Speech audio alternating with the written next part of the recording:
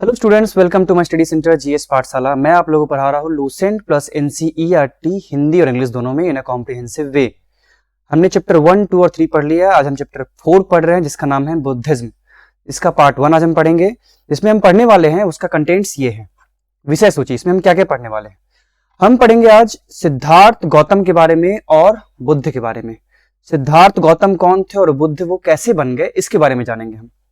सिद्धार्थ गौतम का birth place, उनके family में कौन कौन थे, इंपॉर्टेंट फैमिली मेंबर्स, कौन से जगह पे उनका जन्म हुआ था, वो कौन से गणराज्य के थे, उसके बारे में आज हम पढ़ेंगे। वो सिद्धार्थ गौतम से बुद्ध क्यों बन गए, इसकी स्टोरी हम जानेंगे इस चैप्टर में। नेक्स्ट जानेंगे हम बुद्धा के लाइफ, जो बुद्ध भगवान के लाइफ से जो इंपॉर्टेंट प्लेस थे, जैसे कि सारनाथ, श्रावस्ती, कपिल वस्तु, इन सभी प्लेसेस के बारे में हम जानेंगे बुद्ध से related. Next important symbols, Buddha के जीवन से रिलेटेड इंपॉर्टेंट सिंबल्स कौन कौन से हैं, जैसे कि उनके जन्म को किस सिंबल से जानते हैं, उनके गृह त्याग को किस सिंबल से जानते हैं, उनके महापरिनिर्वाण को, उनका प्रथम उपदेश को, इन सभी चीजों को किस सिंबल से हम जानते हैं, उस सिंबल्स के बारे में पढ़ेंगे। नेक्स्ट बुद्ध के टीचिंग्स के बारे में पढ़ेंगे हम, जैसे कि बुद्ध की शिक्षा कौन कौन से थे। वो 4 noble truth and 8 fold of path, मतलब 4 आर्य सत्य। आर्य सत्य मतलब अकाट्य सत्य, ऐसा सच्चाई जिसको कोई काट नहीं सकता है। They were the 4 noble truths and 8 fold path. अष्टांगनी, इस 8 फोल्ड पाथ को यहां से डिराइव किया गया है, 4 नोबल ट्रुथ्स है। नेक्स्ट है उसके कंटेम्पररी किंग्स, जो सिद्धार्थ गौतम या फिर जो बुद्ध है उनके कंटेम्पररी किंग्स कौन हुआ करते थे, कैसे उनको पैट्रोनाइज मिला है उस टाइम। जैसे कि जैनिज्म में आप देखोगे, मैं बुद्धिज्म खत्म होने के बाद जब जैनिज्म पढ़ाऊंगा तो इतना ज्यादा जैनिज्म नहीं फैला जितना बुद्ध फैल गया। इसके पीछे का कारण ये इंपॉर्टेंट किंग्स भी रोल प्ले कर रहे हैं। नेक्स्ट है बुद्धिक संघ। बौद्धिक संघ कौन कौन से थे, इसको हम समझेंगे। बुद्धा के टीचिंग्स को आगे कंटिन्यूएशन करना था, इसके लिए बुद्धिक संघ का फॉर्मेशन होता है। नेक्स्ट बुद्धिक संघ जो है वो डिवाइड हो जाता है, जैसे कि महायान और हीनयान में। ये देख रहे हो, महायान और हीनयान में इसमें डिवाइड हो जाता है। जैसे सूरत स्प्लिट, जब मैं आपको कांग्रेस पढ़ाऊंगा मॉडर्न हिस्ट्री में, 1907 में सूरत स्प्लिट हुआ था, मतलब सूरत का डिवीजन हो गया था। जो सूरत जो था उस टाइम पे कांग्रेस का डिवीजन हो गया था 1907 पे। तो सेम उसी तरीके से यहां महा और हीनयान में बट गया था ये। नेक्स्ट है स्प्रेड ऑफ बुद्धिज्म। बुद्धिज्म का फैलाव कैसे हुआ, जैसे कि उनका जन्म हुआ था लुम्बिनी में, जो कि नेपाल में है। बिहार में उनको ज्ञान की प्राप्ति हुई, तो बिहार से ऑल ओवर द वर्ल्ड फैला कैसे, इसके बारे में हम जानेंगे। उनका महापरिनिर्वाण, डेथ एंड देयर आफ्टर, महापरिनिर्वाण हो गया, उसके बाद क्या होता है। नेक्स्ट महायान और हीनयान जो था उसके बाद बढ़ जाता है महायान और हीनयान में, इसके बारे में पढ़ेंगे हम। इंपॉर्टेंस ऑफ बोधिसत्व, बोधिसत्व का इंपॉर्टेंस जानेंगे। बोधिसत्व क्या है, उसकी अवधारणा क्या है, अगले बोधिसत्व कौन आने वाले फ्यूचर में। इनको हम बुद्ध भगवान को इनकारनेशन ऑफ विष्णु बोलते हैं, मतलब विष्णु के अवतार बोलते हैं। 9th incarnation of Vishnu is called the Buddha. Getting the point.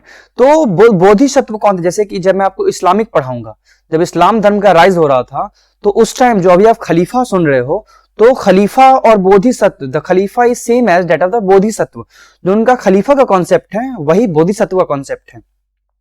जैसे प्रॉफेट मोहम्मद के बाद उनको, उनके जो विचारधाराओं को आगे लाने के लिए कौन आते हैं, वहां पे खलीफा आते हैं, यहाँ पे बोधिसत्व आते हैं।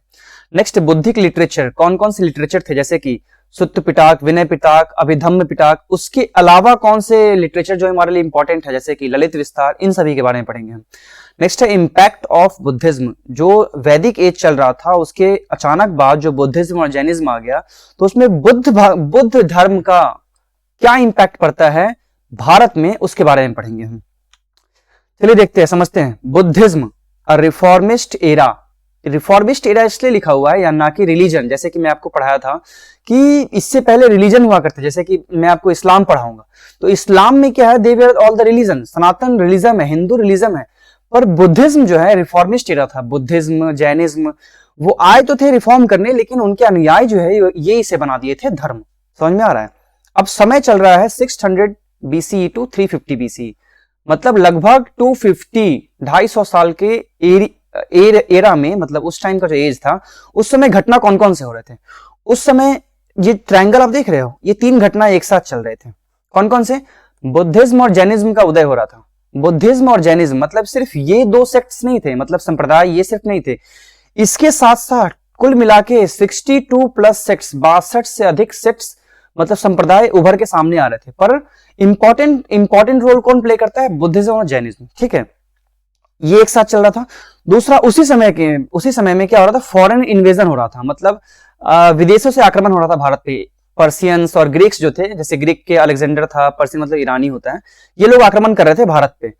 उसी समय 16 महाजनपद थे, 16 महाजनपद। ये देखो, 16 महाजनपद है ना, ये जो आप देख रहे हो, ये जो एरिया है, ये 16 महाजनपद का एरिया है। ये उस समय ये भी फ्लरिश कर रहा था। अब 16 महाजनपद से 4 महाजनपद पे आ गए। कौन कौन से? एक तो अवंती, दूसरा वत्स, तीसरा कोसाल और चौथा मगध। अब इन चारों में से, ये जो यूनिफिकेशन था, इन चारों में से एक अपना एम्पायर बनाने में सक्सेसफुल हो जाएगा, उसका नाम है मगध। ये सर्कल देख रहे हो आप, ये मगध अपना एम्पायर बनाएगा। तो उस टाइम ये चल रहा था, 1-2 का 4, 4-2 का 1, सेम चल रहा था। समझ में आ रहा है? 4 महाजनपद जो इंपॉर्टेंट था, अवंती, वत्स, कोसाल और मगध, इसमें से एक अपना एम्पायर बनाता है। अब बुद्धिज्म और जैनिज्म, आज हम इसके बारे में पढ़ेंगे। इसके जब बुद्ध जैन और खत्म हो जाएगा, उसके बाद हम आगे पढ़ेंगे कि फॉरेन इन्वेजन कौन कौन से हो रहे थे, 16 महाजनपद कौन कौन से थे। पर बुद्धिज्म और जैनिज्म अचानक से तो नहीं आ गया था। लास्ट क्लास में उनको पढ़ाया था कि जब वैदिक एज चल रहा था, तो उनके वैदिक प्रैक्टिसेस पे, जैसे जो पूजा पाठ हो रहा था, यज्ञ हवन हो रहा था, उन पे क्वेश्चंस पूछने स्टार्ट हो गए। तो जो क्वेश्चंस कर रहे थे, तो दो साइड से क्वेश्चन आ रहे थे। एक तो इनसाइड वैदिक सोसाइटी, दूसरा आउटसाइड वैदिक सोसाइटी। तो जो इनसाइड वैदिक सोसाइटी था ना, उन्होंने ब्राह्मण और अरण्यक लिख दिया। ब्राह्मण अरण्यक क्या था? वेदों का ही कंटिन्यूएशन है। वेदों को सही भाषा में समझने के लिए, आसान भाषा में समझने के लिए ब्राह्मण लिखे गए थे। और जो ब्रह्मचर्य था, उसके बाद गृहस्थ जीवन था, मैंने पढ़ा था ना, 4 आश्रम सिस्टम, ब्रह्मचर्य जीवन, उसके बाद गृहस्थ, फिर वानप्रस्थ, उसके बाद फिर हमारा सन्यासी जीवन था। तो जो सन्यासी जीवन जीने जाते थे आफ्टर 75 ईयर्स, तो 75 ईयर्स के बाद जो सन्यासी जीवन जीने जाते थे, उन्होंने अरण्यक लिखा था। समझ में आ रहा है? तो ये था हमारा इनसाइड वैदिक सोसाइटी। नेक्स्ट एक चल रहा था आउटसाइड वैदिक सोसाइटी। क्या चल रहा था? श्रमण ट्रेडिशन। श्रमण ट्रेडिशन मतलब क्या था कि जो बाहर के लोग थे, जो वो ये पूछ रहे थे कि आखिरकार मैं पूजा पाठ क्यों करूं, ये यज्ञ हवन क्यों करूं, तो उन्हें हम श्रमण परंपरा कहते हैं, जिसमें कि बुद्ध, जैन, ऐसे ऐसे 62 सेक्ट्स उभर के सामने आए थे। समझ में आ रहा है? लेकिन हम सिर्फ बौद्ध और जैन को पढ़ेंगे, क्योंकि एग्जाम सेंट्रिक यही है। अब बौद्ध की तरफ या जैन की तरफ, आज हम बौद्ध पढ़ रहे हैं, तो बुद्ध की तरफ लोग अट्रैक्ट होना क्यों शुरू हो गए? ऐसा तो नहीं कि अचानक से कोई एक इंसान उठा और उसने कहा कि मैं ये धर्म मानता हूं, तो उसकी तरफ अट्रैक्ट हो गए। नहीं, ये अट्रैक्ट हो किस लिए रहे थे? क्योंकि आसान भाषा थे। आप समझने की कोशिश करो, जो वैदिक एज था, उसमें लिटरेचर कौन सा भाषा में लिखा था? वो था संस्कृत। और उस समय चलता था पाली भाषा। धीरे धीरे आप देखोगे अशोक के समय पे तो प्राकृत भाषा हो गई, तो आसान भाषा था। मतलब उस समय जो पाली भाषा थी, इवन यूपीएससी के एग्जाम में भी एक ऑप्शनल का सब्जेक्ट था पाली भाषा में। उसमें 2 पार्ट्स होता था, 1 और 2 पाली भाषा। तो उन्हें इतना इजी था कि उसको खत्म कर दिया। मोर देन 300 प्लस नंबर्स लोग लाना स्टार्ट कर दिए थे। तो पाली भाषा उस समय चलता था। तो पाली भाषा से एक तो उनका लेगेसी बहुत ज्यादा था, दूसरा एक साधारण जीवन था। उनका जीवन जो था, उनका साधारण शैली था। जैसे उसमें क्या था? यज्ञ हवन करना नहीं था, बहुत ज्यादा कुछ ऐसा रिचुअल्स था नहीं, कर्मकांड नहीं करना था, तो इसलिए लोग उसमें अट्रैक्ट होना स्टार्ट हो गए। ये आपको समझ में आ गया? प्रमुख महाजनपद कौन कौन थे? अब जो आते हैं हम स्टोरी पे कि सिद्धार्थ गौतम कौन थे। समझ में आ रहा है? अब समझने की कोशिश की। सिद्धार्थ गौतम, ये देखो, ये आप देख रहे हो मल्ल गणराज, ये वाला, ये जो मल्ल गणराज है, ये देखो आप ऊपर की तरफ, ये जो मल्ल गणराज है, ये वाला पोर्शन, ये जो मल्ल गणराज है, यहां पे जो राजा था सुधोधन का एक पुत्र हुआ था, उसका नाम था सिद्धार्थ गौतम। अब वहां पे वो क्या थे कि शाक्य कुल के थे। जैसे सभी का कुल होता है, कोई वत्स के होते हैं, कोई शाक्य के होते हैं। समझ में आ रहा है? तो वो शाक्य कुल के थे। कौन? सिद्धार्थ गौतम। वो क्षत्रिय राजकुमार थे, इसलिए उनको हम शाक्य मुनि भी कहते हैं। शाक्य मुनि क्यों कहते हैं? क्योंकि वो ऋषि मुनि की तरह अपना वेशभूषा बना लिए थे, उनका ज्ञान उस तरीके से हो गया, अपना रहन सहन उस तरीके से कर लिए, इसलिए उनको मुनि कहते हैं। और शाक्य कुल के थे, इसलिए उन्हें शाक्य मुनि कहते हैं। सिद्धार्थ गौतम का जन्म 563 बीसीई में हुआ था, मतलब बिफोर कॉमन एरा 563 बीसीई। कहां पे हुआ था? लुम्बिनी में। अब लुम्बिनी कहां पे है? नेपाल में है। नेपाल के लुम्बिनी में। अब लुम्बिनी किस डिस्ट्रिक्ट में है? तो कपिलवस्तु डिस्ट्रिक्ट में। समझ में आ रहा है? अब आपसे कभी एग्जाम में पूछ दे, समझ में आ रहा है जो मैं समझाना चाह रहा हूं? देखो, ऑप्शन ए दे दे कि उनका जन्म कहां हुआ था, लुम्बिनी में। ऑप्शन बी दे दे कपिलवस्तु में। ऑप्शन सी दे दे श्रावस्ती में। ऑप्शन डी दे दे कुशीनगर में। तो लुम्बिनी और ये कपिलवस्तु, तो आप समझने की कोशिश करो, उनका जन्म लुम्बिनी में हुआ था। प्रोविंस कौन सा था? कपिलवस्तु डिस्ट्रिक्ट। इसलिए आपको ऑप्शन लुम्बिनी मारना है। अगर लुम्बिनी ना दे आपको ऑप्शन में, कपिलवस्तु दे, श्रावस्ती दे, इसके बाद कोई और ऑप्शन दे दे मल, तो आपको फिर कपिलवस्तु मारना है। क्यों? क्योंकि कपिलवस्तु डिस्ट्रिक्ट में हुआ था। तो ये कंफ्यूजिंग क्वेश्चन है, पर आपको ये इतना कॉन्सेप्ट समझ में आना चाहिए। समझ में आ रहा है? नेक्स्ट देखते हैं। अब ये इनका जन्म हुआ था 563 BC में लुम्बिनी में। इसका जो हमें प्रमाण मिला है वो कहां से मिला है? अशोक, मौर्य शासक जो अशोक थे, उन्होंने इंस्क्रिप्शन लिखवाया था, रुमनदेही अभिलेख। रुमनदेही में अभिलेख लिखवाया था उन्होंने, जिसमें उन्होंने ये कहा है कि चूंकि जो लुम्बिनी एरिया में था, ये रुमनदेही कहां पे है? लुम्बिनी में है। चूंकि बौद्ध का जन्म यहां लुम्बिनी में हुआ है, इसलिए इसे मैं कर मुक्त करता हूं। अब बौद्ध के जन्म से उन्हें कर मुक्त क्यों कर रहे थे? क्योंकि अशोक जो थे अपने जीवन के आखिरी समय में बौद्ध धर्म के अनुयायी बन गए थे। समझ में आ रहा है? वो बौद्ध धर्म को मानना शुरू कर दिए थे। अब देखो, गौतम बुद्ध के पिता का नाम क्या था? शुद्धोधन था। कौन से गणराज्य के थे वो? ये मल्ल गणराज्य के थे। नेक्स्ट है उनकी मदर। उनकी मदर कौन थी? महामाया या माया। उनका है महामाया या माया। अब देखो, शुद्धोधन जो थे वो शाक्य कुल के थे। इसका मतलब क्या है कि सिद्धार्थ गौतम भी शाक्य कुल के होंगे, लेकिन उनकी मां जो थी वो कोलीय कुल के थी। एक कुल में शादी नहीं होता है। समझ में आ रहा है? इसलिए शुद्धोधन की शादी महामाया से हुई थी। उनका एक पुत्र हुआ सिद्धार्थ गौतम। अब उन्होंने जन्म कहां पे दिया था इसे, सिद्धार्थ गौतम को? साल वृक्ष, जैसे कि पीपल का वृक्ष है, बरगद का वृक्ष है, वैसे ही साल वृक्ष जो है ये लंबे लंबे से पेड़ होते हैं, इसका यूज होता है बहुत सारा दवाई वगैरह बनाने में भी। तो साल वृक्ष के नीचे उनको जन्म दिया था किसने? महामाया ने या माया ने। तो उनकी मां का नाम क्या था? माया या महामाया। चलो अब देखते हैं, अब क्या हुआ कि साल वृक्ष के नीचे जन्म तो दे दिया, लेकिन कुछ दिन बाद ही उनकी मृत्यु हो गई। किसकी? महामाया की मृत्यु हो गई। अब महामाया की मृत्यु तो हो गई, अब क्या होता है कि उनके देख रेख के लिए कोई तो चाहिए होगा, क्योंकि बच्चा छोटा था, सिद्धार्थ गौतम उस टाइम छोटे थे, तो उनके देख रेख के लिए तो एक ट्रेडिशन था पहले भी, और अब तो थोड़ा कम हो गया है, कि अगर कोई स्त्री की मृत्यु हो जाती है तो उसकी बहन से जनरली शादी करा दिया करते थे। तो प्रजापति गौतमी की जो बहन थी, सॉरी ये देखिए, जो महामाया की बहन थी प्रजापति गौतमी, इनकी शादी हो जाती है किसके साथ? शुद्धोधन के साथ। समझ रहे हैं? शुद्धोधन जैसे सिद्धार्थ गौतम की जो मौसी थी उनकी शादी हो जाती है उनके पिता के साथ। तो उनकी शादी हो गई, अब उनकी देखरेख होने लगी। और उनसे कहा क्या गया था, जैसे आपको बताया गया था वैदिक एज में भी, कि हर एक राजा महाराजा के घर में एक पुरोहित होता था। तो उन्होंने क्या कहा कि जो आपका पुत्र है ये बड़ा होकर गृह त्याग देगा, मतलब अपना घर त्याग देगा, मोह माया से दूर हो जाएगा, बहुत ही प्रतापी और ज्ञानी आदमी बनेगा। तो क्या होता है कि इस बात से वो डरने लगे। कौन? शुद्धोधन डरने लगे। शुद्धोधन कौन था? सिद्धार्थ गौतम के पिता। वो डरने लगे, इसलिए इन सभी मोह माया से दूर करने के लिए उन्होंने उनकी शादी करा दी। उनका विवाह बहुत ही कम एज में 16 वर्ष की उम्र में करा दिया। किसकी शादी? सिद्धार्थ गौतम की शादी। उनसे एक पुत्र भी हो गया। अब देखो, जब सारी चीजें सही चल रही थी, तो एक दिन की बात है, वो जा रहे थे अपने रथ पे जा रहे थे चन्ना के साथ। चन्ना कौन था? उनका रथ चलाने वाला। समझ में आ रहा है? चन्ना था उनका रथ चलाने वाला। तो देखो कहानी ये है, ये गौतम बुद्ध है, ये चन्ना है।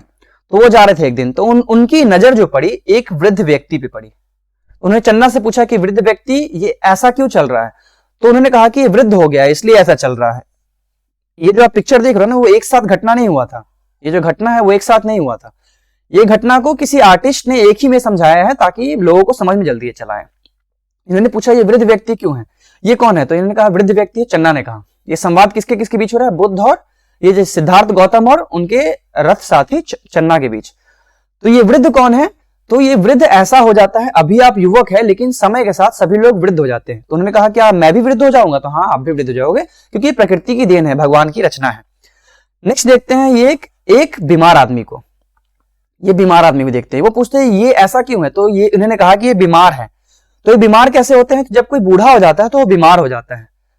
नेक्स्ट आगे जाते हैं तो वो देखते हैं एक सड़क पे लेटा हुआ आदमी है, उसको कुछ लोग ले जा रहे हैं। तो उन्होंने पूछा ये कौन है? तो ये मृत हो गया है। तो कैसे, इसका मतलब क्या है? तो जो आपने बूढ़ा आदमी देखा था, बूढ़ा आदमी बीमार जब हो जाता है फिर उसकी मृत्यु हो जाती है। तो क्या होता है? तो मृत्यु हो जाएगा तो दूसरे लोग के जो भगवान है उनके समीप चला जाएगा। फिर आगे जाते हैं तो ये देखते हैं ये एक तपस्वी बैठा हुआ था। ये पूछते हैं ये क्या है? तो ये एक तपस्वी है। तो उन्होंने कहा कि वो जो आपने एक मृत व्यक्ति देखा है, वो जिस भगवान के पास जा रहा है, ये तपस्वी उसी भगवान से संपर्क करने की चेष्टा कर रहा है, मतलब उनसे बात, योग में लीन होके, ध्यान में लीन होके वो करने की कोशिश कर रहा है। अब क्या होता है कि इसके बाद वो चले जाते हैं अपने घर वापस। फिर इन चारों के दृश्य को सोचते सोचते अपना रात बिता रहे होते हैं, तब तक पता चलता है इनका क्या, कि उनका एक पुत्र हो गया, जिसका नाम क्या है, राहुल। पुत्र का नाम क्या होता है, राहुल। तो ये जो स्टोरी है, ये स्टोरी के बाद उनके दिमाग पे इंपैक्ट पड़ता है, उनको समझ में आता है कि इस दुनिया में कोई मोह माया नहीं रखा हुआ है, सब कुछ मोह माया है। समझ में आ रहा है, कुछ नहीं करना है इस दुनिया से। तो उन्होंने ज्ञान, सच्चाई की खोज में अपना घर बार सब त्याग दिया। जिस दिन उनका पुत्र हुआ राहुल, उसी दिन अपना घर त्याग दिया सत्य की खोज में। तो जो उन्होंने घर त्यागा ना, जब वो महात्मा बुद्ध बन गए थे, सिद्धार्थ गौतम के समय नहीं, जब वो महात्मा बुद्ध बन गए थे, तो उस समय उनके घर त्यागने की क्रिया को कहा गया महाभिनिष्कर्म, ग्रेट रिनंसिएशन। रिनंसिएशन मतलब होता है त्याग, इसलिए इसे महाभिनिष्कर्म कहा गया। अब वो जीवन में सत्य की तलाश करना स्टार्ट कर दिए। अगले 6 वर्ष तक, मतलब 29 वर्ष की उम्र में वो घर त्यागे थे। 29 + 6 मतलब 35 साल की उम्र तक वो बहुत सारे ऋषि मुनि से मिले, प्रतापी लोगों से मिले, उनसे समझने की कोशिश की क्या सच्चाई है जीवन की, उनसे बहुत सारे चीज का ज्ञान लिया, पर वो संतुष्ट नहीं हो पाए। उसी बीच में वो किन से मिलते हैं, आलरा कलाम से, और दूसरा उद्दक या रामपुत्र से। उद्दक या रामपुत्र से आलरा कलाम जो थे, उन्होंने सिखाया, इन दोनों ने उन्हें क्या सिखाया, उपनिषद के बारे में। उपनिषद में विशेषता सांख्य दर्शन। कितने 6 उपनिषद से हमने पढ़ा था। सांख्य दर्शन किसने लिखा था, कपिल मुनि ने। जैसे कि योग दर्शन किसने लिखा था, पतंजलि ने, वैसे ही सांख्य दर्शन किसने लिखा था, कपिल मुनि ने। उन्होंने उन्हें ध्यान करना, योग करना आदि सब सिखाया, पर वो संतुष्ट नहीं हो सके। फाइनली क्या करते हैं वो, निरंजना नदी कहां है, बिहार में। फाइनली वो निरंजना, जिसका नाम क्या है, फल्गु नदी, निरंजना नदी जो कि बोधगया में है। बोधगया कहां पे है, बिहार में। वहां पे स्नान करते हैं, उसके बाद वहीं पे पीपल के वृक्ष के नीचे ध्यान करने बैठ जाते हैं। फिर उन्हें एहसास होता है 35 वर्ष की उम्र में, मतलब 6 साल तक भटकने के बाद उन्हें यह एहसास होता है कि जो सच्चाई है, जो शांति है, वो खुद के अंदर से आना चाहिए, मतलब कोई और आपको नहीं ला सकता है। Peace must come from within, अंदर से आना चाहिए। जब वो चीजें उनको समझ में आया, तो उसी को हम सुप्रीम नॉलेज बोलते हैं, इनलाइटनमेंट, मतलब पाली भाषा में उसे निर्वाण बोलते हैं। जनरली संस्कृत में आप देखोगे तो निर्वाण का मतलब होता है कि उन्होंने शरीर त्याग दिया है किसी ने, पर पाली भाषा में जब देखोगे बुद्ध के जीवन में, तो निर्वाण का मतलब होता है इनलाइटनमेंट। उनको इनलाइटनमेंट मिल गया, मतलब प्रबुद्ध हो गए, वो ज्ञान की प्राप्ति हो गई। इन्हें ही हम तथागत भी कहते हैं। तथागत का मतलब है द वन हु हैज दस गॉन, मतलब एक ऐसा इंसान जो कि इस तरीके से गया। अब जब वो ध्यान कर रहे थे, देखो जब वो ध्यान कर रहे थे, तो मारा समझते हो, मारा पाली भाषा में मारा का मतलब होता है नेगेटिव एनर्जी। तो नेगेटिव एनर्जी उनको बहुत ज्यादा परेशान कर रहे थे। जैसे देखो, ये उनको मारने आ रहा था, या फिर ये अप्सराएं नृत्य कर रही थी। एक समय की बात है, मारा आया, उन्होंने कहा कि, मारा ने कहा नेगेटिव एनर्जी जो है उनके दिमाग में लाके भरा कि देवदत्त जो है, जो उनका चचेरा भाई था, उन्होंने उनके सिद्धार्थ गौतम के पिता को बंदी बना लिया, उनको सजा दे रहा है। पर उनका ये पोजीशन देखो आप, ये है भूमि स्पर्श मुद्रा। उन्होंने कहा कि मैं अडिग हूं, मैं यहां पे अपने 5 उंगली को, जैसे देखो ये जो 4 उंगली है ना, 4 उंगली को एक साथ जमीन पे टिका चुका हूं, मैं यहां से अब नहीं हिलूंगा, मैं अडिग हूं। समझ में आ रहा है? तो अब क्या होते हैं कि वो कहते हैं कि मैं अडिग हूं, मैं यहां से नहीं हिलूंगा। तो उनको फाइनली ज्ञान की प्राप्ति हो जाती है। अब ज्ञान प्राप्ति के बाद ये जो 5 लोग देख रहे हो आप, 1 2 3 4 और 5 लोग के साथ वो इधर उधर तपस्या करने चले जाते थे। तो उन्होंने, जब उनकी ज्ञान की प्राप्ति हो गई, तो सारनाथ एक जगह है, कहां पे, वाराणसी के पास, वाराणसी से 10 किलोमीटर दूर है। तो वहां पे उन्होंने ज्ञान की प्राप्ति के बाद सबसे पहला उपदेश दिया। तो ये जो एरिया देख रहे हो, ऐसा चित्रकारी में दिखाया गया है, ये सारनाथ का एरिया है। तो सारनाथ में उस टाइम कुछ हिरन और ये 5 उनके शिष्य, उन्होंने इनसे उपदेश लिया। जो उपदेश लिया इन्होंने, तो उपदेश था पाली भाषा में। उपदेश कौन सी भाषा में था? पाली भाषा में। उस समय बहुत ज्यादा प्रचलित भाषा था। जैसे कि उनके गृह त्याग को क्या बोलते हैं? महाभिनिष्क्रम बोलते हैं। उसी तरह उनके पहले उपदेश को धर्म चक्र प्रवर्तन कहा गया। धर्म चक्र प्रवर्तन। उन्होंने जो उपदेश दिया था पाली भाषा में, वो कैसा था? उन्होंने कहा कि धर्म बेस पे उन्होंने उपदेश दिया था, धर्म पर आधारित नैतिकता। अब धर्म मतलब वो जो रिलीजन आप सोच रहे हो वो नहीं, ड्यूटी बेस्ड पॉलिसी, मतलब जो आपकी पॉलिसी है, आपकी नैतिकता है, वो ड्यूटी बेस्ड होनी चाहिए, आपको क्या करना चाहिए वैसा था। उन्होंने पाली भाषा में दिया था उपदेश। अब होता क्या है कि सिर्फ बुद्ध तो ऐसा उपदेश देके चल नहीं सकते हैं सारे पूरे पृथ्वी पे। उन्होंने क्या किया, बौद्धिक संघ बनाना स्टार्ट कर दिया। बौद्धिक संघ क्या है, मतलब कि कुछ लोगों के संग्रह जो कि बुद्ध की शिक्षाओं को आगे फॉरवर्ड करते रहेंगे। अब देखो होता क्या है कि वो जो है 483 बीसी तक उनकी जीवन चलती है। मृत्यु कहां पे होती है, कुशीनगर में। कुशीनगर में जो मृत्यु है, कुशीनगर भी यूपी में है, उस घटना को हम कहते हैं महापरिनिर्वाण। मतलब आपको समझ में आ रहा है कि महाभिनिष्क्रम किसे कहते हैं, आपको समझ में आ रहा है कि धर्म चक्र परिवर्तन किसे बोलते हैं, नेक्स्ट है महापरिनिर्वाण किसे बोलते हैं। समझ में आ रहा है, मतलब ये इनका गृह त्याग का था, ये इनको ज्ञान की प्राप्ति का था, और ये उनके मृत्यु का था। जो 5 शिष्य थे, ये देखो जो 5 शिष्य हैं, 5 शिष्य के साथ कुछ हिरण भी थे। तो ऐसा कहा जाता है, स्ट्रगलिंग लाइफ होता है किसी की भी, तो 5 शिष्य के साथ उनके हिरण भी उनके उपदेश को सुन रहे थे। इसलिए धर्म चक्र परिवर्तन में इमेज जो बना हुआ है 5 शिष्य, मतलब जो चक्र है, चक्र के साथ साथ हिरण का भी इमेज बना हुआ है। समझ में आ रहा है, देखो इसलिए धर्म चक्र परिवर्तन के इमेज चित्र में चक्र और हिरण दोनों है। अब जब उनका महापरिनिर्वाण हुआ था तो उनके जो लास्ट वर्ड्स है किसने सुना था, उनके जो शिष्य थे सुभद्रा और आनंद, उन्होंने सुना था। उन्होंने क्या कहा, गौतम बुद्ध ने क्या कहा उस समय कि सभी जीवित चीजों का अंत निश्चित है। क्योंकि वो उस समय जा रहे थे, इसलिए उनको पता चला कि सभी जीवित चीजों का अंत निश्चित है, इसीलिए सब चीज टेम्पररी है, मतलब क्षणिक है, कोई भी चीज परमानेंट नहीं है, अस्थाई नहीं है। इससे कॉन्सेप्ट निकल के आता है क्षणिकवाद। मतलब अगर पूछा जाए कि क्षणिकवाद का सिद्धांत किसने दिया था, तो गौतम बुद्ध ने दिया था।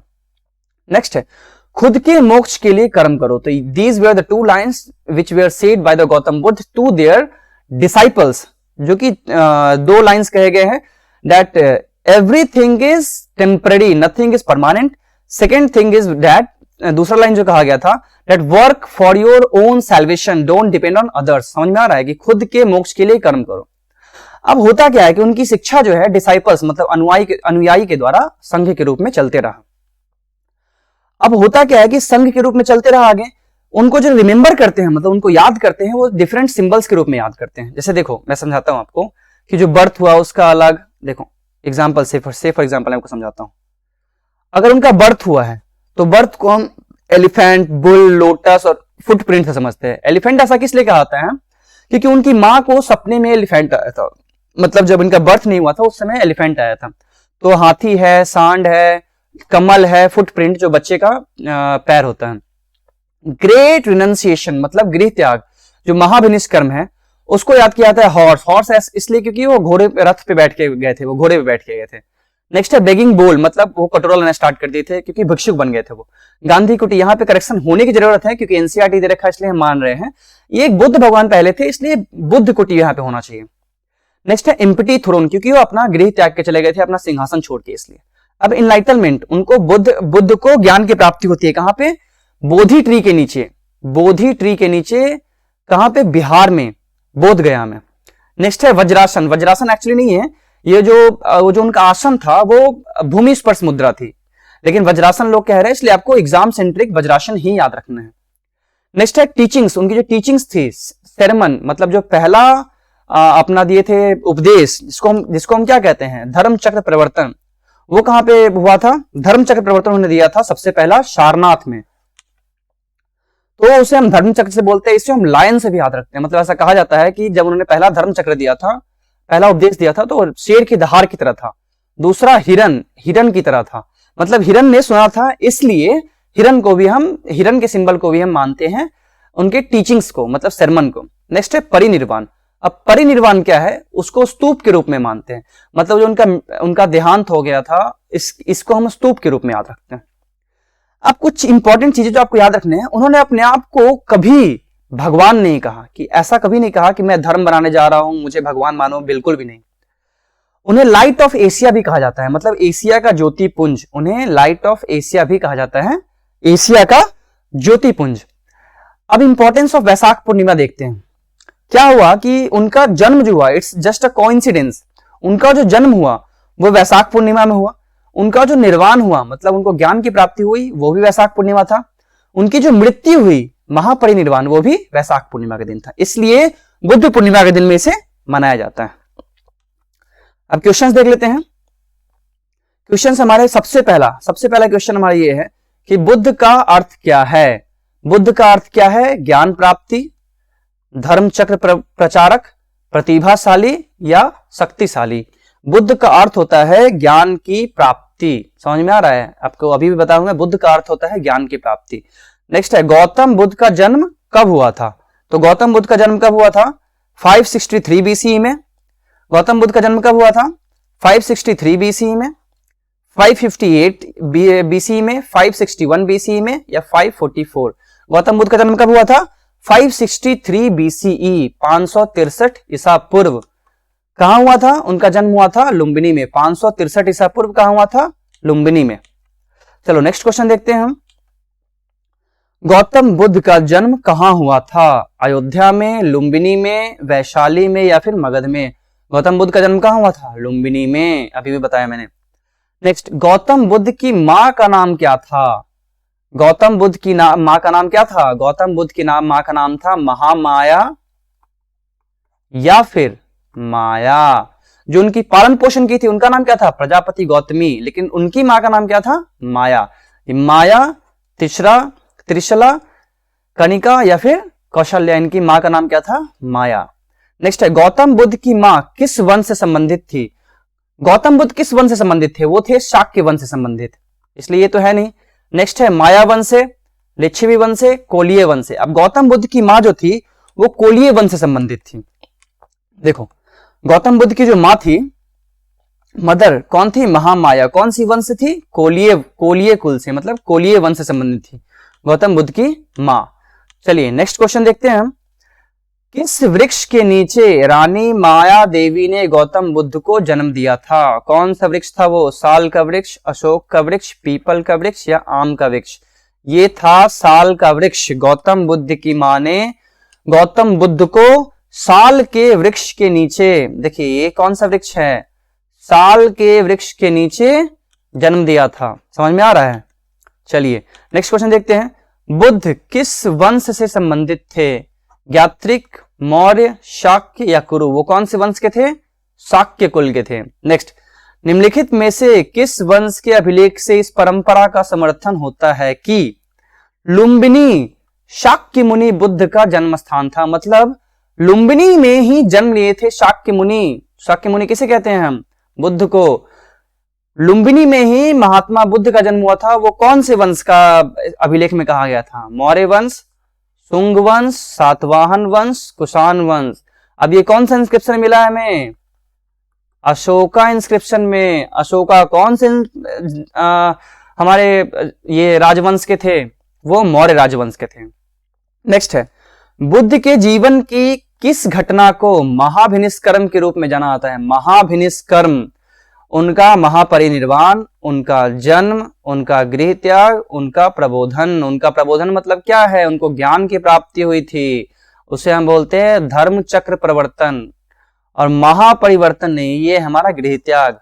गृह त्याग मतलब क्या होता है कि वो घर छोड़ के चले गए थे। तो जब वो घर छोड़ के जाते हैं तो घर छोड़ने की क्रिया को क्या कहते हैं हम?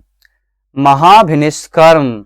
समझ में आ रहा है? तो गौतम बुद्ध ने अपना गृह त्यागा था, इसे हम महाभिनिष्कर्म बोलते हैं।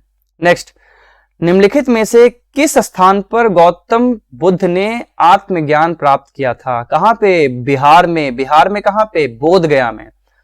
कुशीनगर, लुम्बिनी, बोध गया या सारनाथ? ये था बोध गया। कहां पे उनको ज्ञान की प्राप्ति हुई थी? ज्ञान की प्राप्ति उन्हें हुई थी बोध गया में। समझ में आ रहा है? ज्ञान की प्राप्ति उन्हें बोध गया में हुआ था। ये देखो, ये जो आपका पॉइंट है, ज्ञान की प्राप्ति बोध गया में हुआ था। इसलिए आपको कोई सा भी पॉइंट छोड़ना नहीं है, आपको सारी चीजें इसमें से याद रखना है। बुद्ध ने अपना पहला उपदेश कहां दिया था? पहला उपदेश काशी, सारनाथ, कुशीनगर या बोध गया? पहला उपदेश उन्होंने दिया था सारनाथ में। सारनाथ कहां पे है?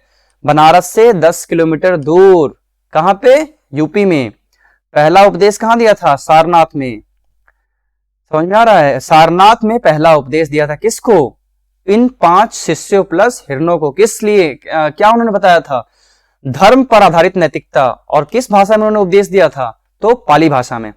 नेक्स्ट है, गौतम बुद्ध ने अपने उपदेशों में जन साधारण की भाषा क्या उपयोग किया था? मतलब वो कौन सी भाषा में उपदेश दिए थे? मगधी, संस्कृत, प्राकृत या पाली? मगधी भाषा में नहीं था, संस्कृत भाषा उस समय नहीं यूज करते थे वो, प्राकृत भाषा मौर्य शासन के आसपास आया था, पाली भाषा में उन्होंने दिया था उपदेश। नेक्स्ट है, ग्रंथों में उल्लिखित धर्म चक्र परिवर्तन है। धर्म चक्र परिवर्तन क्या है? उन्होंने जो पहला उपदेश दिया था उनका बुद्ध का दर्शन, सारनाथ में दिया गया उनका पहला उपदेश, उनके धार्मिक आदर्श या बौद्ध अनुष्ठान। इसका ऑप्शन नंबर क्या हो जाएगा? बी, क्योंकि उन्होंने धर्म चक्र परिवर्तन किसे कहा जाता है? जो उनका पहला उपदेश सारनाथ में दिया था वो। महात्मा बुद्ध ने अपना पहला धर्म चक्र परिवर्तन किस स्थान पर दिया था? इंपॉर्टेंस देख रहे हो क्वेश्चन को, क्वेश्चन की रिपीटेशन। ये यूपीपीसीएस 47 बीपीएससी, एमपीपीसीएस, एमपीपीसीएस पे बीपीएससी, इसलिए ये क्वेश्चंस पूछे जाते हैं रिपीट करके। समझ में आ रहा है? तो पहला धर्म चक्र परिवर्तन, तो पहला उपदेश कहां दिया था उन्होंने? लुम्बिनी में, सारनाथ में, पाटलिपुत्र में, वैशाली में। कहां दिए थे? सारनाथ में। Option number B. भारतीय कला में बुद्ध के जीवन की किस घटना का चित्रण मृग सहित चक्र द्वारा किया गया? अब देखो, चक्र किसका है? धर्म चक्र परिवर्तन का। और मृग मतलब क्या होता है? हिरण। हिरण कब था? जब वो पहला उपदेश दे रहे थे। तो पहला उपदेश दे रहे थे उस समय उनका मृग के साथ चक्र में बनाया गया था इमेज। तो वो महाभिनिष्कर्म था? नहीं, गृह त्याग थे। संबोधन, प्रथम उपदेश और निर्वाण। तो प्रथम उपदेश था जिसमें धर्म चक्र के साथ, जो चक्र था, चक्र के साथ मृग मतलब हिरण दिखाया गया था। नेक्स्ट है, निम्नलिखित में से कौन सा बौद्ध पवित्र स्थल निरंजना नदी पर स्थित था? निरंजना नदी कहां पे है? बिहार में। निरंजना नदी को हम क्या कहते हैं? फल्गु नदी भी कहते हैं। बिहार में कौन से स्थान पे है वो? तो बोध गया के पास में। बोध गया के पास में वो निरंजना नदी से ही स्नान करने के बाद वो ध्यान पे बैठे थे। तो कौन सा पवित्र स्थान है निरंजना नदी के किनारे? बोध गया, कुशीनगर, लुम्बिनी, ऋषिपत्तन। तो वो है बोध गया। नेक्स्ट है, बौद्ध धर्म में बुल का संबंध बुद्ध के जीवन की किस घटना के साथ संबंधित है? अब देखो, जन्म है, महाभिनिष्कर्म है, प्रबोध है या फिर महापरिवर्तन है। अब बुल का मतलब होता है सांड। तो बुल जो है वो किससे संबंधित है? हमारा बर्थ से। मतलब महात्मा बुद्ध का जो जन्म हुआ था उसका इंडिकेशन बुल भी है। जैसे कि लोटस है, एलिफेंट है, वैसे बुल भी है। इसलिए इसका ऑप्शन नंबर क्या हो जाएगा? इसका ऑप्शन नंबर हो जाएगा ए। नेक्स्ट है, संसार अस्थिर और क्षणिक है का निम्न में से किससे संबंध है? अब देखो, बुद्ध भगवान ने अपने शिष्य आनंद को कहा था क्या? कि संसार जो है क्षणिक है, मतलब nothing is permanent, everything is temporary. तो ये बुद्ध से संबंधित है, जैन से संबंधित है, गीता से या वेदांत से? तो ये बुद्ध से संबंधित है। अस्थिरता का सिद्धांत किसने दिया था? मतलब क्षणिकवाद का सिद्धांत किसने दिया था? गौतम बुद्ध ने। क्षणिकवाद का प्रतिपादन किसने किया था? Same question. बुद्ध, जैन, चार्वाक और न्याय, इनमें से कोई नहीं। अब देखो, बुद्ध ने कहा था कि एवरीथिंग इज टेम्पररी, क्षणिकवाद कहा था। आलार कलाम कौन थे? बुद्ध के एक शिष्य, बुद्ध के प्रतिष्ठित बौद्ध भिक्षु, बुद्धकालीन एक शासक, बुद्ध के गुरु। अब आलार कलाम वही व्यक्ति थे जो बुद्ध को शिक्षा दिए थे, क्योंकि वो बुद्ध के गुरु थे। जब वो 6 वर्षों तक भटक रहे थे इधर से उधर, तो आलार कलाम और उद्दक या रामपुत्र ने उन्हें सिखाया था उपनिषद के बारे में, और भी बहुत सारी जानकारी दी थी। तो ये कौन थे? बुद्ध के एक गुरु थे। नेक्स्ट है, निम्नलिखित में से किसे एशिया का ज्योतिपुंज के नाम से जाना जाता है? लाइट ऑफ एशिया किसे कहा जाता है? ईसा मसीह को, भगवान बुद्ध को, पैगंबर मोहम्मद को या फिर जरथुष्ट को? तो एशिया का ज्योतिपुंज मतलब लाइट ऑफ एशिया किसे कहा जाता है? महात्मा बुद्ध को। महात्मा बुद्ध को लाइट ऑफ एशिया कहते हैं। महात्मा बुद्ध को हम लाइट ऑफ एशिया कहते हैं, इन्हें हम शाक्य मुनि भी कहते हैं। समझ में आ रहा है? तो लाइट ऑफ एशिया किसे कहा जाता है? महात्मा बुद्ध को। लास्ट क्वेश्चन है, निम्नलिखित में से किसे एशिया के ज्योतिपुंज के तौर पर जाना जाता है? Same question. तो इसका ऑप्शन नंबर ए हो जाएगा, महात्मा बुद्ध। चलिए नेक्स्ट क्वेश्चन हम नेक्स्ट क्लास में देखेंगे। तो आज के लिए बस इतना ही। नेक्स्ट क्लास में मिलते हैं, इसका पार्ट 2 और पार्ट 3 लेके आएंगे। इसमें 3 चैप्टर, इसमें 3 पार्ट्स में डिवाइडेड है। इसके बाद हम जैनिज्म पढ़ेंगे। चलिए आज के लिए बस इतना ही, धन्यवाद।